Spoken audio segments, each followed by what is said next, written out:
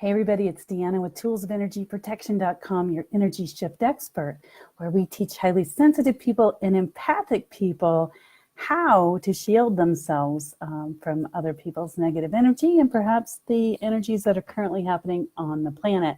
So while we're waiting for everybody to jump on tonight, I know tonight is, this week has been a hugely busy week, and everybody is working through school stuff, and the election is coming up, and we're getting our schoolwork done, and let's see, and Thanksgiving's coming up. Hi, Susan, thank you for joining. So it's just really been a very, very busy time. And in addition, Venus retrograde is about halfway done. And so if you've had emotional issues over the last couple of days, especially yesterday was extremely tough. So if you're very sensitive and very spiritually aware and awake, this is a time that's a real zinger for us all. Hi, Ed. Hi, Nancy.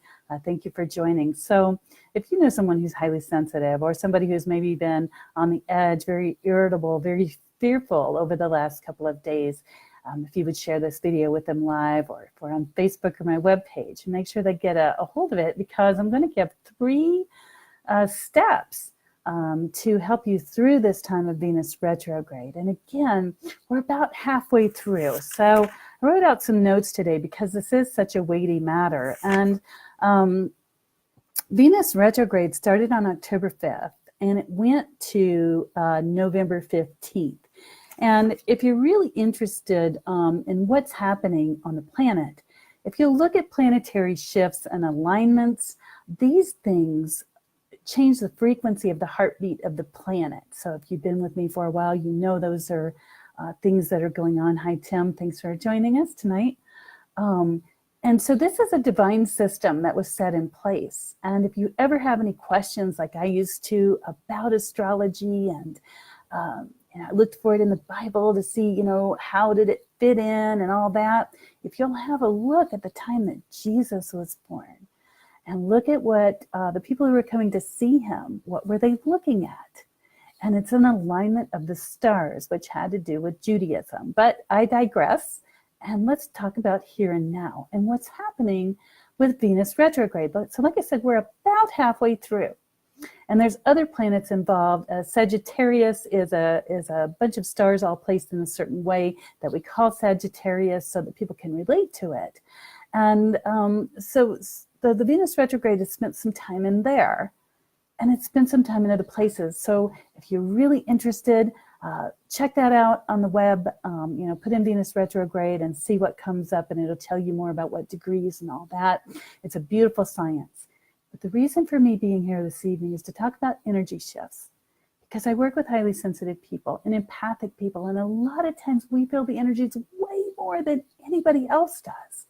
And if you're anything like me, when I used to not understand what was going on, I just thought I was crazy when nobody else was feeling it. But no matter whether people are sensitive or not, they are feeling these things.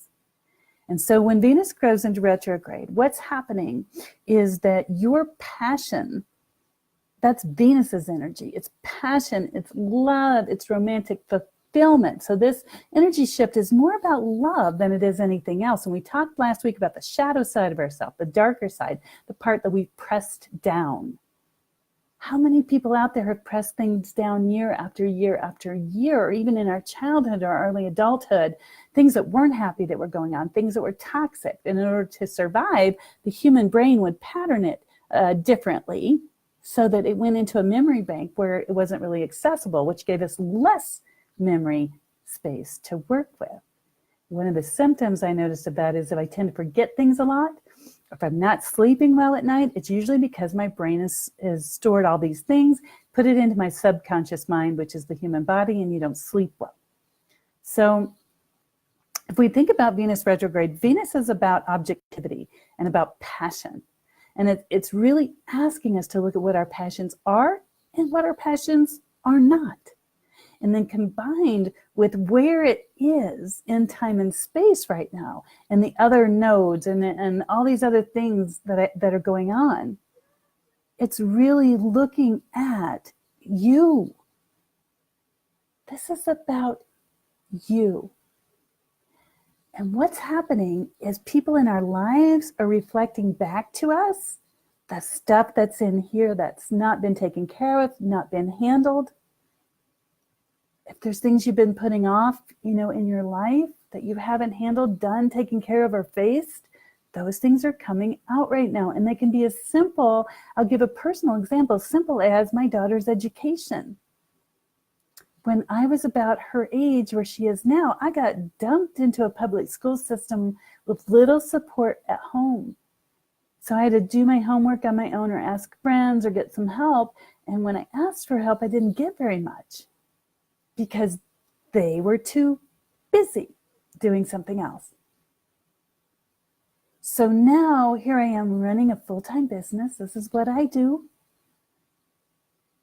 And I'm also homeschooling my daughter. So those are two huge projects. And I'm finding a way with help from friends and to do it. And I love it. It's a beautiful engagement. But the trigger for me at Venus retrograde was she's the same age I was when I got dumped into the school system and told good luck, right? So no help, no support, no championing me, helping me feel good, celebrate things, or at least that I remember. So now that's coming up with her. So that is a relationship about myself with myself. So just a little personal reveal to help you see triggers that people don't normally see. They're like, oh, I love myself. Why would I hate myself? Why would I struggle? Ha ha ha. These are the issues. And they can be anything in your life that you may be struggling with. And one special struggle that I'm aware of with quite a few people across the board is the struggle to love self. And that's where Venus retrograde steps in and it says, what is your true passion? Where is your cup empty? And does your cup have a hole in it? So if your cup is empty, if you've been your whole life or a large part of your life, you're looking for somebody, as a lover, as a friend, to be passionate with you, to share a life, to really be a partner, to really step up and be a partner. And you haven't experienced that either in a relationship that, cohabitating or married or just, lovers. Then that's something that Venus retrograde brings up from within. And we're really, the desire is there. It's a hunger that we've had for a long time. So now's the time to look at it. And for other people, it's childhood hunger. How many of you out there desired your parents to validate you, to champion you, to say, hey, look, this is great. You've achieved this. How wonderful. What else can you achieve? How many of us were wishing for that and never got it? Whatever the case is, whatever that darker side of you, the part we don't want to look at, the part we want to separate ourselves from in order to thrive and survive, that's the part Venus retrograde is bringing up. And I'm going to be quite blunt. If you don't address it, if you don't take care of it right now, which is the most optimal time was from the beginning to about now in Venus retrograde, then those things will get shoved back down. And the last few days of Venus retrograde, they will begin to kind of set in stone and set the precedent for your life for the next 10 years. And I had a client say, well, if I don't change or I don't know what that is, can I change later? Yeah, sure. You can change anytime. You have free will choice. But it will be more challenging. It'll be harder. And I don't want to put any juju on that, but that's where it's at.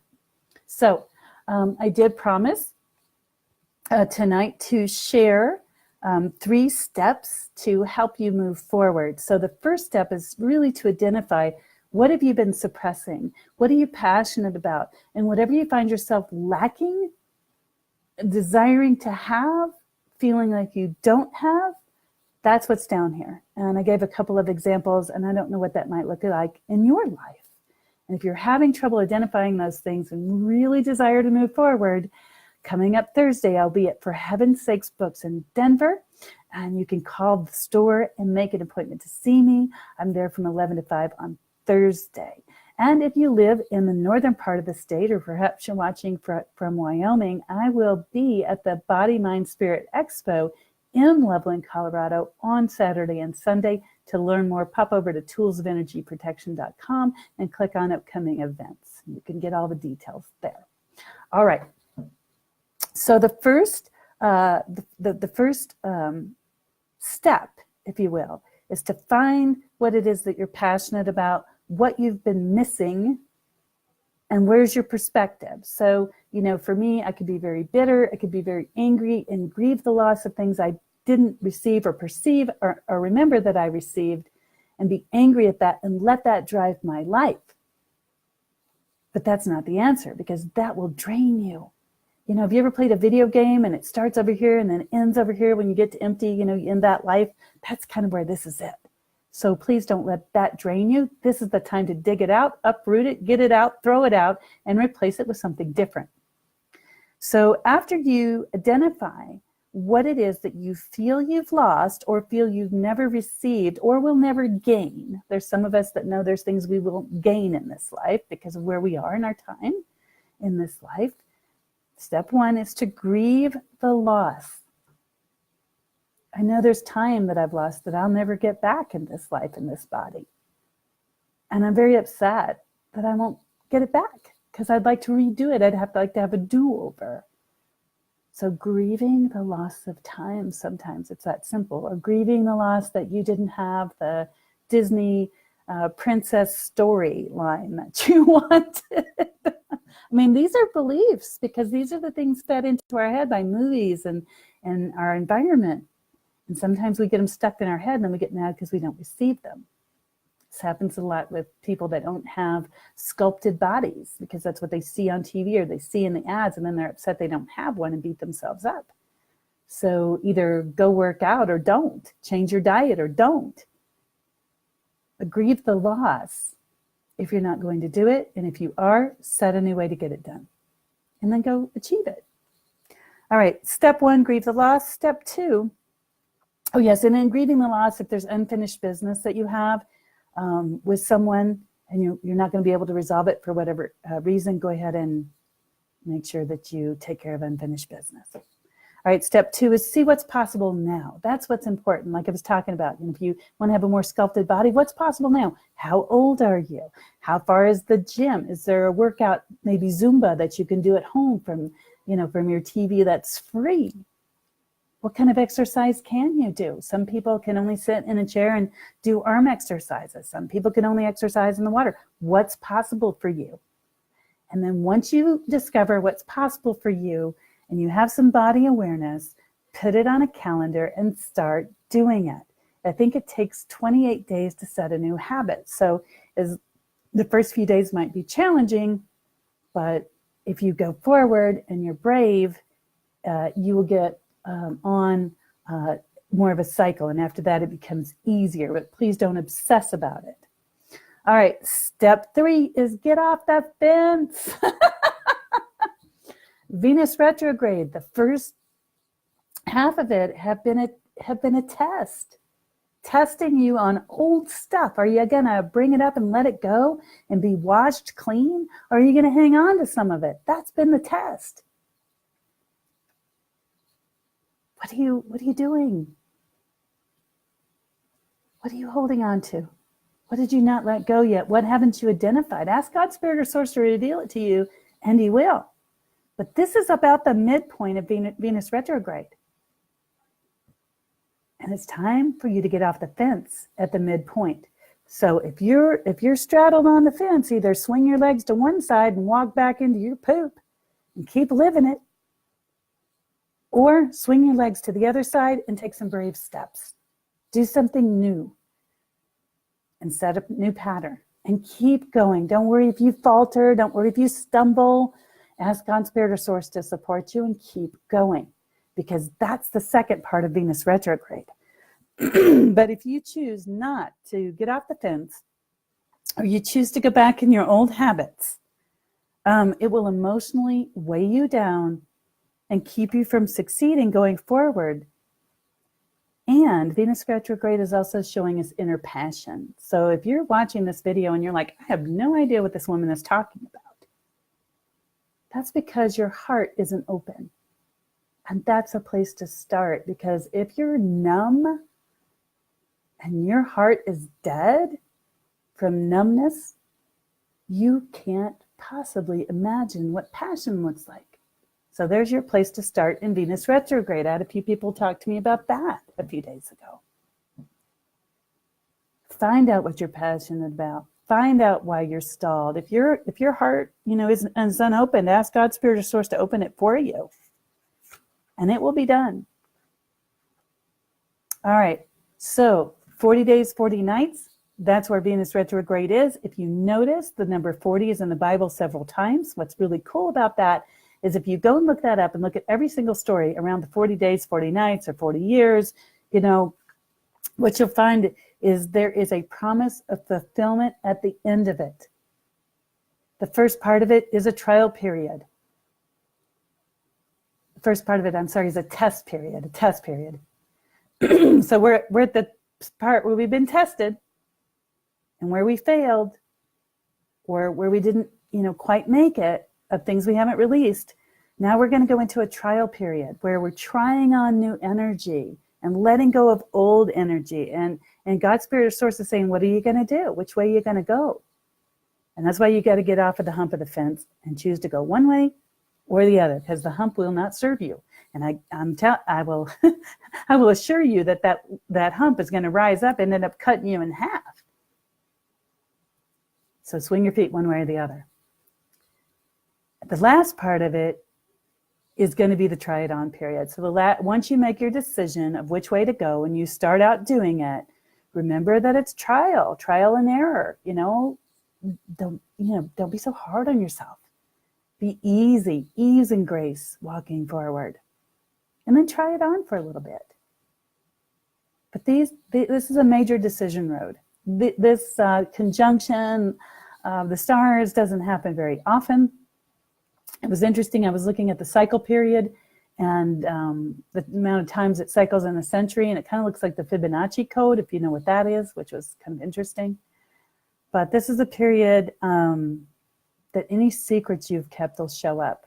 So if you've kept secrets from yourself about things hidden in your past, they're going to show up.